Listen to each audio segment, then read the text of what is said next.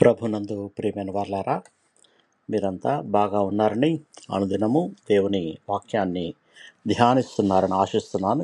ఈరోజు దేవుడు మనకు గుర్తు చేస్తున్న వాగ్దానము ద్వితీయోపదేశకాండము 20వ అధ్యాయము 4వ వచనము. యెహోవా మీ దేవుడు మీతో కూడా వచ్చుచున్నాడు, మీ శత్రువుల మీద మీ కొరకు యుద్ధము చేసి మిమ్మును రక్షించును. ప్రభునందు ప్రేమైన వారలారా, ఈ వాక్యము మనకు ఒక గొప్ప ధైర్యాన్ని ఇస్తుంది. ఇజ్రాయేలు ప్రజలు యుద్ధానికి వెళ్ళేటప్పుడు దేవుడు వారికి మాట చెప్పాడు, మీరు ఒంటరిగా లేరు, నేను మీతో ఉన్నానని. మన జీవితంలో కూడా చాలా యుద్ధాలు ఉంటాయి. అవి ఎప్పుడూ కత్తులు సైన్యాలతో జరిగే యుద్ధాలు కావు. కొన్నిసార్లు అవి భయం, సమస్య, అనారోగ్యం, కుటుంబ కష్టాలు, ఆర్థిక ఇబ్బందులు, ఇలాగా రకరకాల రూపాల్లో వస్తాయి. ఈ వాక్యం మనకేం గుర్తు చేస్తుందంటే, దేవుడు మనతో ఉన్నాడు, మన కోసం ఆయన మన పక్షాన యుద్ధం చేస్తాడు.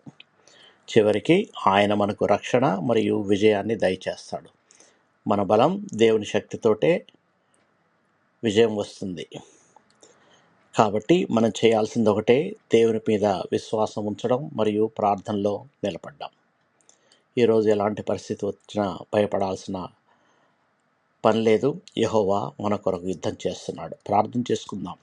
ప్రియ పరలోకపు తండ్రి, ఈరోజు నీ వాక్యమునకు నీకు కృతజ్ఞతాస్తుతులు, వందనములు. ప్రభువా, నీవే మా దేవుడవు, మా రక్షకుడవు.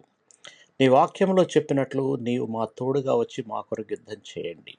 ప్రభువా, భయపడుతున్న వారందరికీ ధైర్యాన్ని ఇవ్వండి. కష్టాల్లో ఉన్న వారికి సహాయం చేయండి.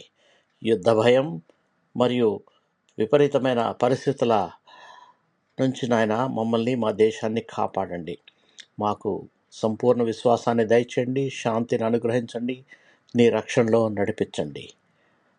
మా ప్రభు, మీ ప్రియకుమారుడైన యేసుక్రీస్తు ప్రశస్త నామంలో ప్రార్థించి వేడుకొంచున్నాము తండ్రి. ఆమెన్. దేవుడు మిమ్మల్ని సమృద్ధిగా ఆశీర్వదించి భద్రపరచునుగాక.